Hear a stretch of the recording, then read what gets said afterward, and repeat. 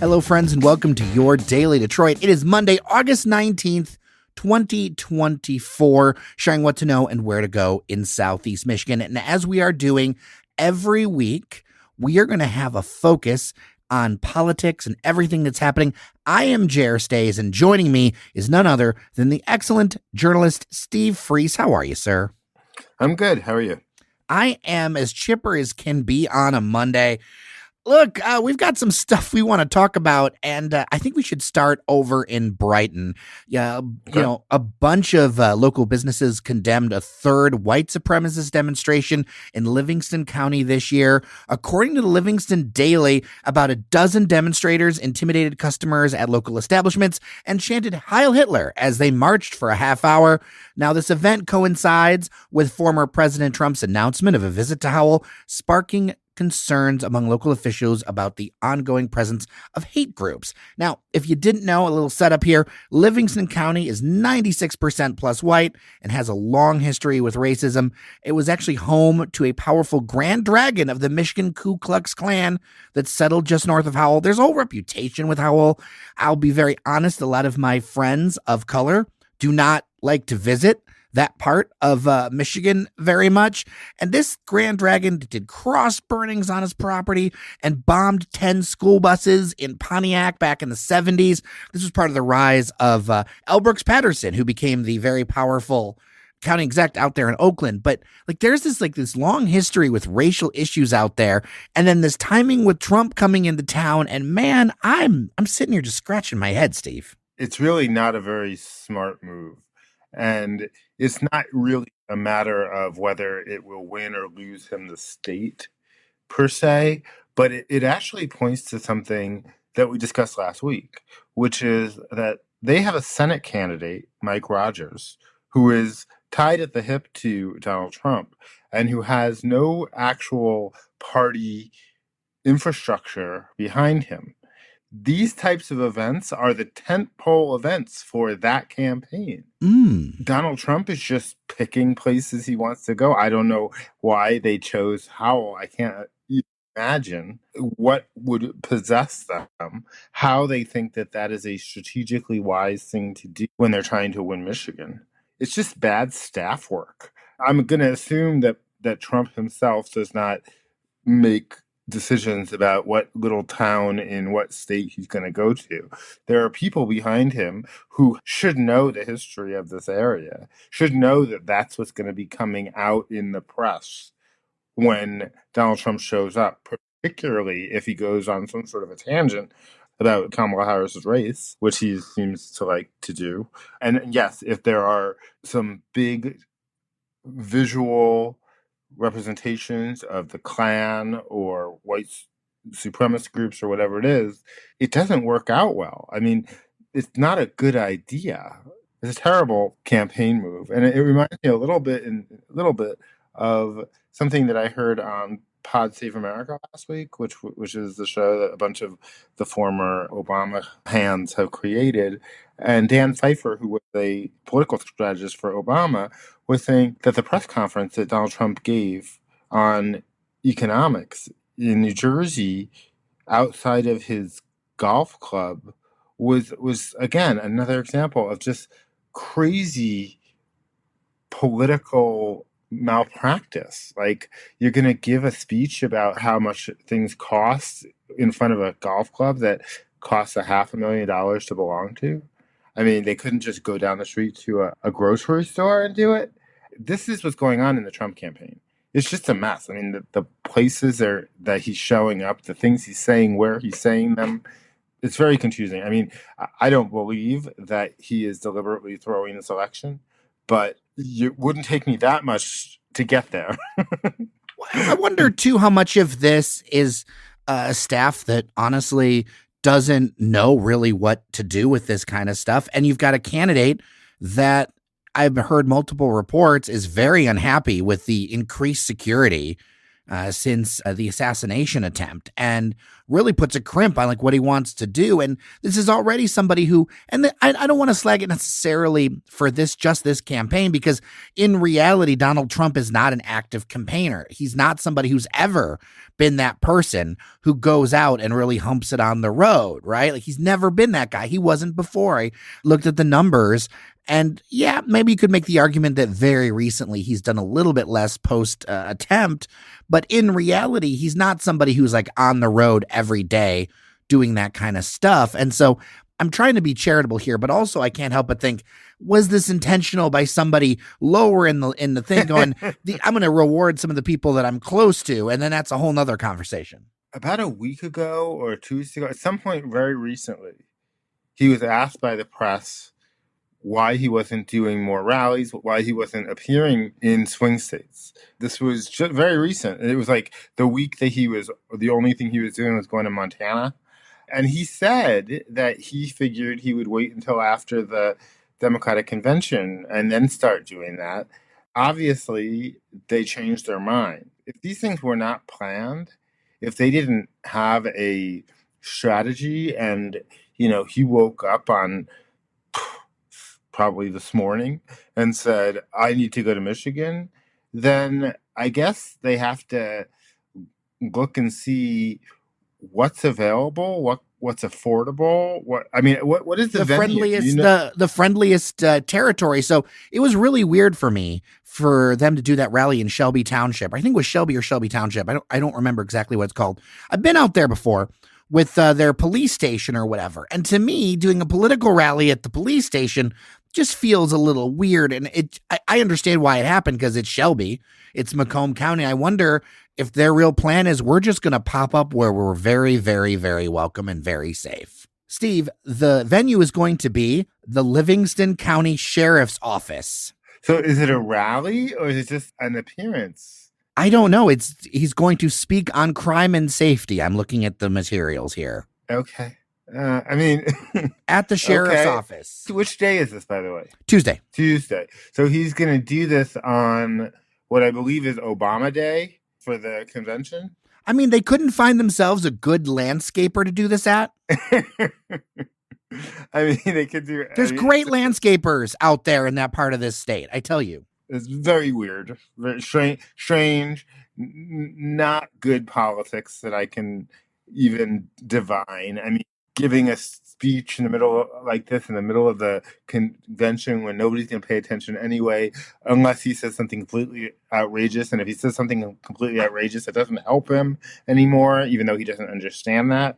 He doesn't get that the crazy stuff he says is not working the way it used to. Well, let's take it into Wayne County, because multiple reports say Vice President Harris and Dearborn Mayor Abdullah Hammoud met last week when she was in town. Neither is publicly acknowledging that this happened at the time of recording, but this is according to multiple reports that I have read. The center of the issue is that activists want Harris to endorse an arms embargo on Israel and a permanent ceasefire. Harris supports a ceasefire, but is clearly not for an arms embargo. I think this meeting seems smart with the Dearborn mayor, and I feel like, although they're not publicly acknowledging it, this is the kind of thing I feel like they're not saying they did it, but obviously letting people know that they did it was intentional. That's just speculation on my part. Let's look at it from the other side. If they didn't do it, they would have just said that. If he didn't meet her, he would have just said so. Whatever, the end of rumor.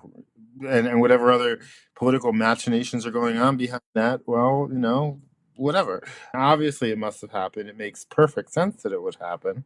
It is an important move. I think it'll be a smart one for her. I think it's an interesting one on the part of the mayor of Dearborn, because, this is a fascinating moment where the mayor of what is Dearborn, like the third or fourth largest city in the States, gets sort of leverage to negotiate some policy with the Democratic nominee for president. That's heady stuff. That's pretty cool. And he's only 34. So right. He's got so much political career ahead of him. Although I know that he's got to be very animated by this topic. This is something that's very important to his constituency. He has taken a national leadership role with this. Having these Sure, kind of connections at 34, he's got to be thinking down the line as well. that may all be, but I mean, if he can use his position to persuade the vice president of the United States, who may just be the next president of the United States, to alter policy or create policy that is acceptable to this group, the Muslim and Arab voters, my goodness, I mean, that's major. That's just all time good stuff. I mean, there are other Muslim leaders in this country, but so far as I can tell, none of them lead a city as pivotal to the national election as this man. So it's fascinating. Yeah, he's in the office. You know what I mean? There's community leaders and church leaders, but there is something about the guy who's in the office of the city of 100,000 people, you know? Yeah, it's a funny thing. Back in Vegas when I lived in Nevada, the national media was always going to the mayor of Las Vegas, even though the mayor of Las Vegas does not represent the Strip, does not represent most of what everybody thinks of as Las Vegas. And it doesn't matter because the mayor of Las Vegas has the title of mayor of Las Vegas. And this guy has the title of mayor of Dearborn. And that title is unusually powerful at this very moment. For sure, for sure. So, Steve, we are heading into the Democratic National Convention in Chicago this week. Before we started recording, I actually saw a bunch of social media posts of none other than our governor, Gretchen Whitmer, riling up Democratic supporters at looked like a comedy club in Chicago, introduced by none other than Detroit Mayor Mike Duggan. I feel like every official in town, if I'm going to be doing any local reporting, they're all going to be in Chicago this week. So, that none of that's going to happen. But I'm curious to see what you're thinking as we're coming into the convention. This could have a lot of spillover effects into the campaign, or maybe you don't think it will. I'm curious to see what you think. I think it will. I think they're going to do a really interesting and smart job with what they have. They're opening with a tribute to Joe Biden, and I think that even if you're not a big Biden fan, I think you can appreciate the emotion that will be shown on Monday night when he gets to speak, when I'm sure he will have this like lengthy standing ovation that will go on forever and will make him cry, and it'll be a moment. It'll be a lovely, lovely moment. And I think I said this a couple of weeks ago, but this is a guy who really never got that. He didn't get this kind of convention because of COVID 4 years ago. He didn't really get a big celebratory inauguration. So he didn't get all that pomp and circumstance when he was elected. I mean, there are presidents who end up as president because somebody gets killed and then they just get sworn in somebody's office or on an airplane, and they also don't get that kind of pomp. But he was elected. He ran and he won the election, and he still didn't get that kind of moment. So Monday is sort of the consolation prize, but also from the Democratic point of view, and a lot of people who just don't want Donald Trump there anymore, it's going to be really emotional, and I think that is going to be it's going to be a very American emotional moment because his approval ratings have actually gone up quite a bit since he chose not to run again. Which is exactly what I thought would happen. Exactly what I thought would happen. Once he's off the ballot, people will feel so much better about him. Yeah, it's kind of fascinating, and particularly if he seems old, if he seems like he's sort of soaking up his last big moment in the sun, it will be emotional. It'll be fascinating and probably beautiful. And then the next day, you've got the Obamas doing their thing. I think Bill Clinton, I don't know. That's the funny thing about the Democrats versus the Republicans is that the Republicans have no former presidents. Well, they've only got one former president left who's alive, Trump, and none of them wanted anything to do with him when he ran in 2020. And so there's no historic aura to wrap Trump around. Not that he cares, but that is a feature of national political conventions that historically has always been kind of lovely. It's sort of like, you bring back the old favorites. And the old favorites in the case of the Democrats is Obama and Michelle and Bill Clinton and I don't know, I guess Hillary, I don't know, and whatever. I mean, it's just, and Biden, obviously. It'll lead up to Kamala Harris's big speech. and a lot is riding on it. I think there'll be a lot of people who will watch to see what she's about, to compare what they see to what they're being told by their crazy friends on social media or TV commercials or whatever else there is. I think it's a more interesting convention than we've seen in in a long time, really.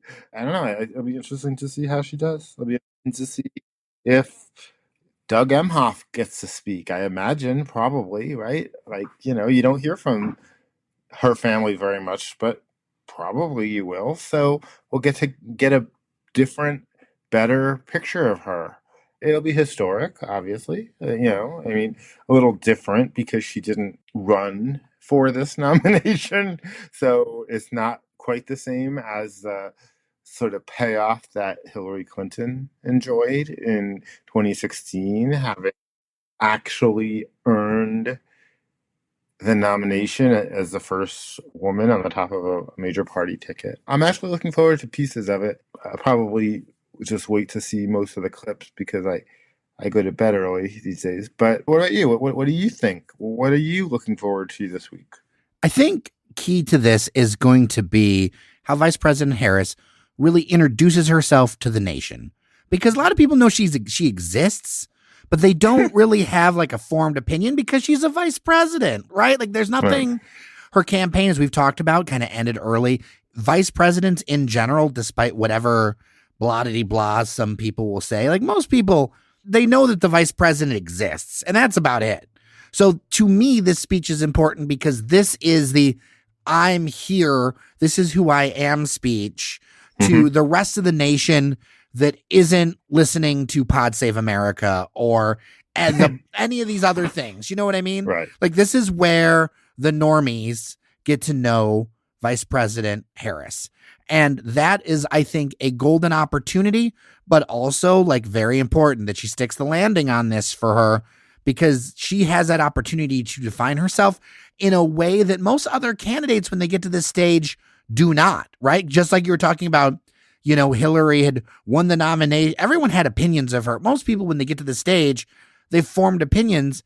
With Harris, those opinions, for most people, are still kind of fungible, I agree.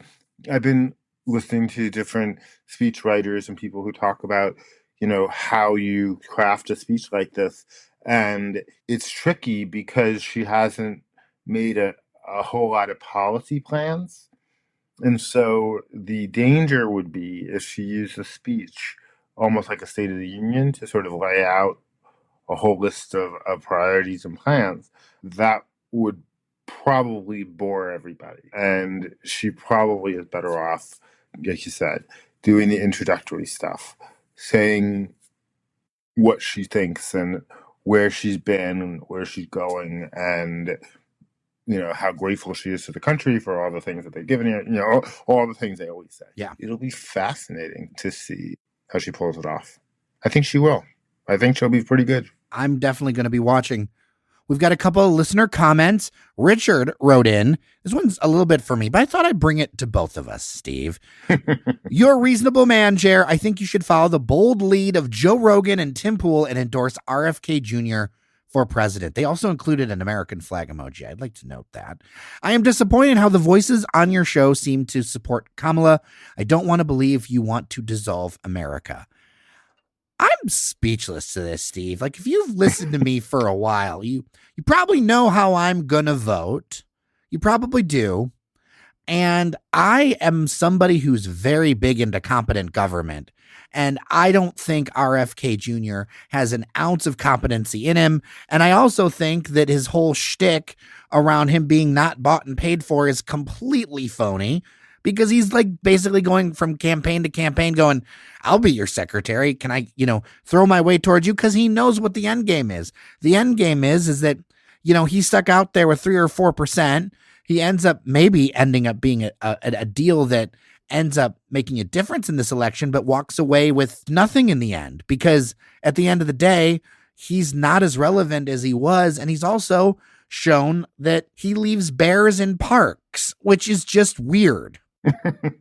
Yes, he's very weird. He's very erratic. it kind of papers over the fact that he's actually pretty dangerous when it comes to the conversations about vaccines and the way people think he's credible when he talks about, vaccines causing autism or whatever else he claims that is total nonsense and very dangerous. There is that. But also, RFK Jr. is a creation of his name. That's all. The only reason he's gotten any attention or following, it's not because he's such a bright and clever figure. He's not even a Jill Stein. I mean, she's also sort of egotistical to the point of not caring if her existence burns down the country. But at least she believes something, and she's an environmentalist, and she thinks that's the most important thing that there is, and she wants to fight for that element. Okay, I mean, she's built herself a career. He is a dilettante. I mean, he's a moron, and there's so many pieces of that whole leaving the bear cub in Central Park story that are bizarre. But like, it starts with him going falconing, because that's a man of the people that goes falconing. Yeah, Let me tell you, that's a blue collar sport around here. I don't know if you heard about all the falconing clubs all over. It's such a relatable thing. If you say so. But here's the thing. Here's the other part of this I wanted to address is your voices on your show seem to be supporting Kamala. Well, okay, I can't talk about anybody else's voice on this show, but you and I, when we're talking, we're assessing the quality of the campaign, the efficacy of the campaign. And that is, in a lot of ways, it's a degree different than saying we're for or against a particular candidate. Donald Trump has been running, particularly in the last month, one of the epically horrible, bizarre, nonsensical campaigns that we've ever seen in American politics, particularly from a candidate who is winning very recently and could certainly still win. All of these self-inflicted wounds that he's serving up for the Harris campaign and people who look at politics objectively, it can't be missed. It's not realistic to sit here and say that Donald Trump's been running a good campaign, that he's made himself a good, likable candidate who is expanding the number of people who want to vote for him. He's not doing that. And she is. She, the Democrats, whoever it is, Democrats are confused because they're doing everything right, and they never do everything right. They managed to coalesce behind this candidate with all of this fascinating potential, and there was never an ugly moment. It wasn't like anybody out there within the party was standing up and saying, this is terrible, we have to have a primary. I mean, maybe there were a couple, but they were fringe people. Everybody fell in line. Everybody agreed that this was the best path forward given the circumstances and the logistics of the whole thing. Now it's like the Republicans are running around complaining about how unfair all of this was to Democratic voters. I'm sorry, but I don't think that Republicans, and certainly not Trumpists, are particularly credible when they're concerned about safeguarding the integrity and value of Democratic votes. That's not rational. We know they don't give a damn about that. I don't feel like anything I just said is politically inclined so much as facts, as obvious observations about the race, the candidates. And when you come to RFK Jr., same thing. He's running a terrible campaign. He had a moment where he actually might have been a little bit credible, and he blew it with weird stuff all over the place. I got a brain worm, and I got dead bear in my trunk because I want to eat them. I mean, I can't. Like, how can you ever think that this guy should be president? I have to question. Like, you should do some soul searching of yourself. Going, why? Because I can't even imagine it. It's bananas. Yes. And then, of course, yes, there's the rest of that where he's been caught out, sort of trying to sell his supporters to whoever will give him some sort of job. I mean, I don't understand it either because, I mean, what does he need a job for? He's Kennedy, for God's sake. He goes falconing and in the morning. He goes falconing in the morning, picks up dead animals on the side of the road because, he can eat them. He goes for steak in the evening, and then I got to go to the airport now, so I got to do something with this dead animal. I mean, what does he need a job for? What's interesting about this to me is that what he's doing is completely normal in a political context of like, oh, I want to do some horse trading. It's not normal to do it across parties. But, jockeying for position is normal, but it's not normal when your whole brand is I'm the outsider.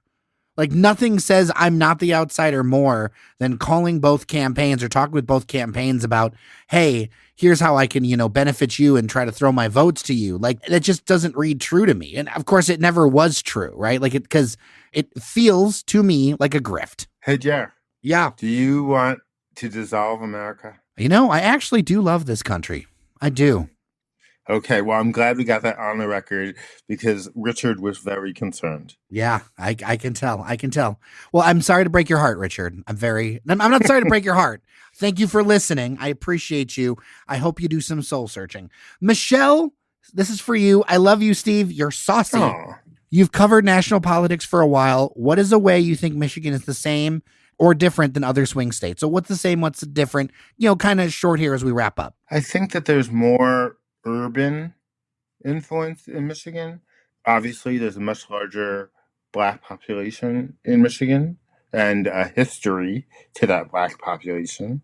Also, there's the Muslim and Arab element of it. And I guess we're comparing this to Wisconsin and Pennsylvania. I think a more interesting question is what's the difference between Michigan and a state like Ohio and Iowa, which were more purplish Midwestern states that have very similar economies in a lot of ways to Michigan. And I think that's a topic for another day, but I don't really understand. I don't know why Ohio made this very, very sharp turn to the right and Michigan has not, and I don't know the answer to that. I have crazy theories that in a couple of cycles, you're going to see Ohio start to bend back to purple. As you see the rise of urban areas in Ohio, you see the growth of Columbus, which is teetering on 1 million people now.